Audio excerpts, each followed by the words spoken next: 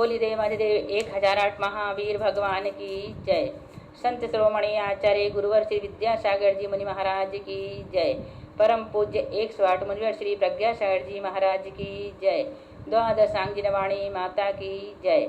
अहिंसामय विश्व धर्म की जय। सिद्धम शुद्धम पणमीय जिनिंद वरनेमि चंदमके लंकम गुणरयण भूषणुदयम जीवस्य परुवणम बोक्षम। बोलिए आचार्य नेमि चंद्र स्वामी जी की जय। देखें, लेशिया मार्गना चल रही है जीवकांड में, जिसकी 509 नंबर की गाथा है। चंडो नमुच्चै भैरम भंडनशीलो यधम दैरहियो दुष्टो न ए दिवसम लक्षण मेयम तु किन्नस्स। देखो क्या कह रहे हैं यहाँ पर। चंडो नमुच्चै भैरम, कृष्ण लेशिया से संयुक्त जीव, तीव्र क्रोधी, बैर को न छोड़ने वाले, गाली देने रूप स्वभाव से युक्त, दया धर्म से रहित, दुष्ट और बस में नहीं आने वाला, यह कृष्ण लेशिया का लक्षण है। कृष्ण लेशिया का लक्षण हम कैसे पहचाने? या जिसके अंदर ये सब क्रियाएं होती हैं वो व्यक्ति को हम कृष्ण लेशिया वाला कह सकते हैं। तो देखें कृष्ण लेशिया वाला जीव कैसा होता है। कृष्ण लेशिया से संयुक्त जीव तीव्र क्रोधी, बैर को न छोड़ने वाला, गाली देने रूप स्वभाव से युक्त, दया धर्म से रहित, दुष्ट और बस में नहीं आने वाला, यह कृष्ण लेशिया का लक्षण है। तीव्र क्रोध करने वाला हो, बैर ना छोड़े, लड़ने का स्वभाव हो, दुष्ट हो, किसी के भी बस में ना हो, दया धर्म रहित हो, यह कृष्ण लेशिया वाले के लक्षण हैं। पहले ही दृष्टांत बता दिए थे, अब यहाँ पर लक्षण बता रहे हैं। जो व्यक्ति तीव्र क्रोध करता है, बैर रखता है, बहुत समझाने के बाद भी वह अपने बैर को नहीं छोड़ता, ऐसा व्यक्ति कैसा होता है? कृष्ण लेशिया वाला होता है, जिसके मुंह में हमेशा गाली रहती है, जो दया धर्म से रहित होता है, दुष्ट स्वभाव का होता है और किसी की बात को मानने के लिए तैयार नहीं होता। ऐसा व्यक्ति कौन कहलाता है? कृष्ण लेशिया वाला कहलाता है। ऐसे व्यक्ति की कृष्ण लेशिया होती है। अब नील लेशिया वाला देखो। मंदो बुद्धि विहीणो निबिन्नाणि य विषयलो लोया माणि मायतः आलस्योच्चयुभे जोया निद्दा वंचन बहुलो धन धन्ये होदिति प्रसन्नाया लक्षणमेयं भणियं समासदो नीललेशस्य। देखो कैसे कह रहे हैं नील लेशिया वाला व्यक्ति कैसा होता है। कार्य करने में मंद, मंदो कार्य करने में मंद, बुद्धि विहीणो बुद्धि विहीन, विवेक से रहित, विवेक से रहित होता है। फिर विषय लोलो, विषय लोलुपता वाला होता है। मानी यानी अभिमानी होता है, आलसी होता है, अभेद आलस्यो आलसी होता है और अभेद होता है। निद्रा व धोखा देने में अधिक, निद्रा वंचन, निद्रा व वंचन में धोखा देने में अधिक, धन धान्य धन धान में तीव्र लालसा रखने वाला, ये नील लेशिया के लक्षण हैं। लक्षण मेयम भणियम नील लेशस्य, ये सभी लक्षण किसके हैं? नील लेशिया वाले के हैं। कैसा होता है? काम करने में मंद, धीरे धीरे काम करेगा, करेगा ही नहीं, करने की इच्छा ही नहीं रखेगा। कार्य करने में विवेक रहित होगा, करेगा भी तो विवेक से रहित काम करेगा। चातुर्य रहित होगा, इंद्रिय विषयों में लंपटी होगा, मानी तथा माया भी होगा, आलसी होगा, जिसके अभिप्राय सहसा कोई जान नहीं सके, ऐसा हो। अति निद्रालु हो, बार बार सोता हो, उठता ही ना हो, बार बार नींद आती हो, ऐसा 12-12 बजे तक उठते हैं लोग। हम पूछते क्या कर रहे हैं भैया? सो रहे हैं अभी। आश्चर्य होता है, खाकर सोने का टाइम जिनका हो जाता है उनकी सुबह से ही नींद नहीं खुलती। ऐसे लोग होते हैं कौन, निद्रालु, जो 12-12 1-1 बजे तक सोए रहते हैं, वो नील लेशिया वाले हैं। दूसरों को ठगने में दक्ष होते हैं, धन धान्य की अति लालसा वाला हो, ऐसे नील लेशिया वाले चिन्ह हैं।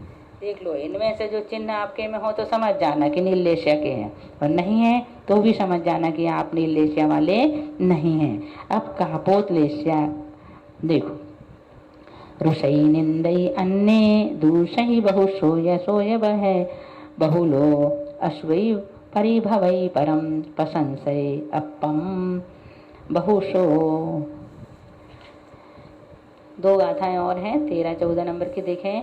नए पत्यई परम सो अपाणम यू परम पिमन्नंतो थूसई अबुथुबंतो नए जाने हानि बड्डिम्बा मरणम पत्थे रणे दे सुबहुगंबी थुब माणोदो न गणई कज्जा कज्जम लक्षण में यम तुकाउष्य। देखो यहाँ पर बता रहे हैं रुष्ट होना, किसका लक्षण है ये? कापोत लेशिया का। कृष्ण का हो गया, नील का हो गया। अब 30 नंबर की लेशिया कौन सी है? कापोत। रुष्ट होना, निंदा करना, जो निंदा करता है दूसरों की, उसकी लेशिया कौन सी होती है? कापोत। रुष्ट हो जाता है बात बात में, वो उसकी लेशिया कापोत होती है। निंदा करने वाले की कापोत। अन्न को बहुत प्रकार से दोष लगाना, बिना मतलब के दूसरों पर दोष लगाना, ये भी कापोत लेशिया वाले के लक्षण हैं। प्रचुर शोक व भय से संयुक्त होना, ईर्षा करना। देखो, ईर्षा करने वाली की लेशिया कौन सी होती है? कापोत। इसलिए ईर्षा नहीं करना। पर का तिरस्कार करना, अपनी अनेक प्रकार प्रशंसा करना, दूसरों को भी अपने समान समझकर उनका कभी विश्वास नहीं करना, अपनी प्रशंसा करने वालों से संतुष्ट होना, हानि लाभ को नहीं जानना, युद्ध में मरण की प्रार्थना करना, स्तुति करने वालों को बहुत सा पारितोषिक देना, कर्तव्य अकर्तव्य के विवेक से हीन होना, ये सब कापोत लेशिया के लक्षण हैं। अब देखें पीत लेशिया के लक्षण। जाने कज्जा कज्जम शेयम शेयम च सभ्य संपासी दय दारण दोय विदु लक्षण मेयम तुते उष्य। तेजो लेशिया जीव को कर्तव्य अकर्तव्य तथा सेव असेव का जानकर समस्त जीवों को समान समझने वाला, दया दान में लवलीन और सरलता वाला होता है। अर्थात वह लेशिया वाला पीत लेशिया शुभ लेशिया है। कृष्ण नील कापोत ये 3 अशुभ लेशिया हैं, और पीत पद्म और शुक्ल ये 3 शुभ लेशिया हैं। तो पीत लेशिया वाले का लक्षण क्या है? जो कार्य अकार्य को जानता है, शिव अशिव को समझता है, जाने कज्जा कज्जम कार्य अकर को जानता है, शेयम अशेयम शिव अशिव को समझता है, सबके विषय में समपासी समदर्शी है, दया दान में तत्पर है, मन वचन काय के विषय में कोमल परिणामी है। ये सब पीत लेशिया युक्त के लक्षण हैं। अब देखें पद्म लेशिया के लक्षण। चागी भद्दो चोखो उज्जव कम्मो यखमदिक बहो गंपी साहु गुरु पूजन नरदो लक्षण में यम तुपम। पद्म लेशिया में परिणित जीव त्यागी दिखे ना, त्यागी, भद्र, चोखा, चोखो चोखा, त्यागी, भद्र, चोखा, ऋजु कर्मा, भारी अपराध को भी क्षमा करने वाला, तथा साधु पूजा और गुरु पूजा में तत्पर। साहु गुरु पूजन दो, साधु पूजा और गुरु पूजा में तत्पर रहता है। दान देने वाला होता है, भद्र परिणामी होता है, उत्तम कार्य करने के स्वभाव वाला होता है, कष्ट और अनिष्ट पत्रों को सहने वाला हो, मुनिजन आदि की पूजा में प्रीति युक्त हो, ये पद्म लेशिया वाले के लक्षण हैं। अब देख लें आप आपके अंदर कौन से लक्षण हैं। हो सकता है आपके अंदर पद्म लेशिया के भी लक्षण हो, पीत लेशिया के लक्षण हो सकता है शुक्ल लेशिया के लक्षण हो। शुक्ल लेशिया और पढ़ लेते। शुक्ल लेशिया वाले के लक्षण।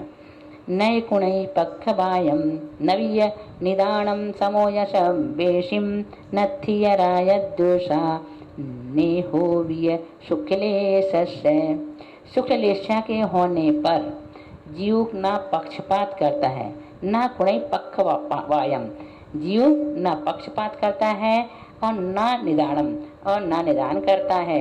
वह सब जीवों में समान, सभ्यसिम सभी जीवों में समो समान रहकर राग द्वेष व स्नेह से रहित होता है। फिर से देखो कितनी अच्छी बात है। शुक्लेशा के होने पर जीव न पक्षपात करता है न निदान करता है, वह सब जीवों में समान रहकर राग द्वेष व स्नेह से रहित होता है।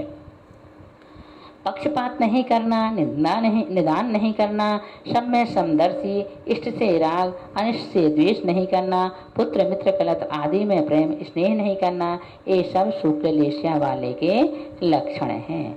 अब आप स्वयं अपना परीक्षण कर लें कि ये 6 लेस्या के जो लक्षण हमने आपको बताए हैं उनमें से कौन से लक्षण आप पर फिट बैठते हैं, और जो लक्षण आप पर फिट बैठते हैं तो आप समझ जाना वो लक्षण लेस्या वाले आप हैं। अपनी परीक्षा खुद कर लें, किसी को बताने की जरूरत नहीं है, हम तो बता देंगे। यदि आप गाली देंगे तो हम समझ जाएंगे आपकी कौन सी लेस्या है, यदि आप दान दे रहे हैं तो हम समझ जाएंगे कि आपकी कौन सी लेस्या है, लेकिन आप भी तो समझें आपके लिए कौन सी लेस्या है। यदि आपको इतना समझ में आ जाए कि आप किसी को गाली दे रहे हैं, किसी की निंदा कर रहे हैं, किसी की बुराई कर रहे हैं, पक्षपात कर रहे हैं आदि बातें यदि आपके अंदर हैं तो आप उनको दूर करने का प्रयास करें, और जो शुक्ल लेस्या वाले के लक्षण हैं उन लक्षण को अपनाने का प्रयास करें, अर्थात सुधरने का प्रयास करें। देखें अब गति अपेक्षा लेस्या। लेशाणम खलु अंसा 26 होंदि तत्थ मध्यमया आयुग बंधन जोगा अट्ठवगारिष्काल भवा। लेस्याओं के निश्चय से 26 अंश हैं। कितने हैं? 26 अंश है। अंसा 26 लेस्याओं के खलु में निश्चय से लेशाणम लेस्याओं के निश्चय से अंश 26 अंश होते हैं।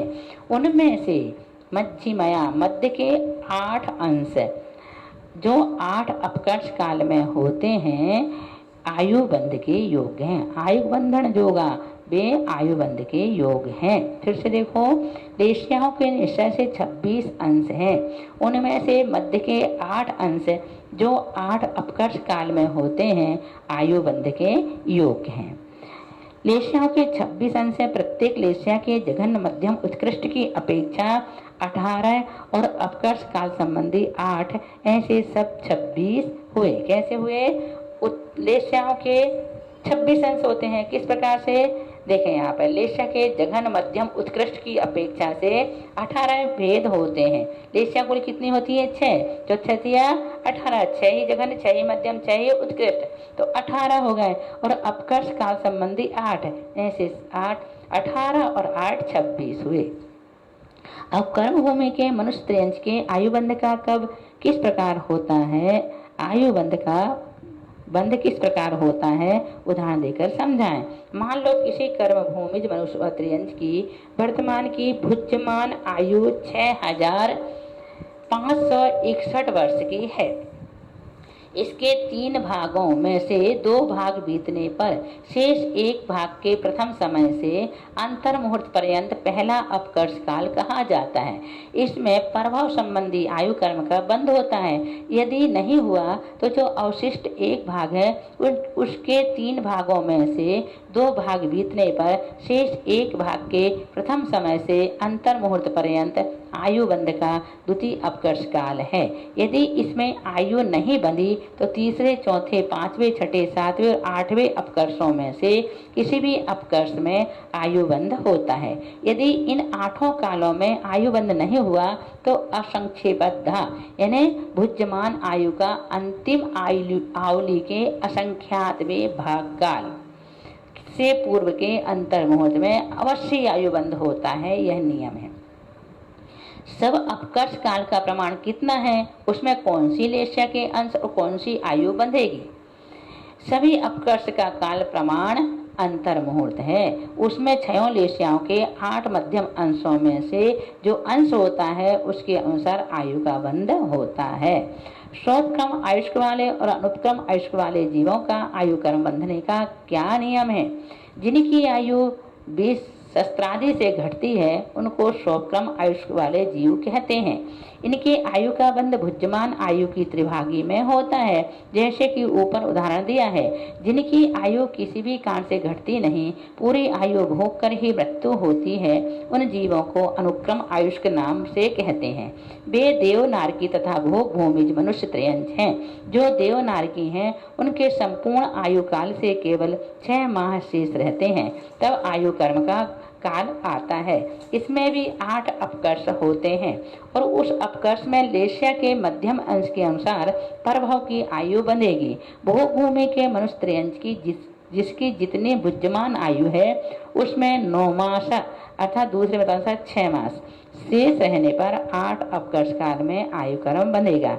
इस प्रकार लेशियाओं के 8 अंश आयु बंध में कारण है। अब शेष 18 अंशों का कार्य हम नेक्स्ट गाथा में बताएंगे 519 से। बोलिए महावीर भगवान की जय।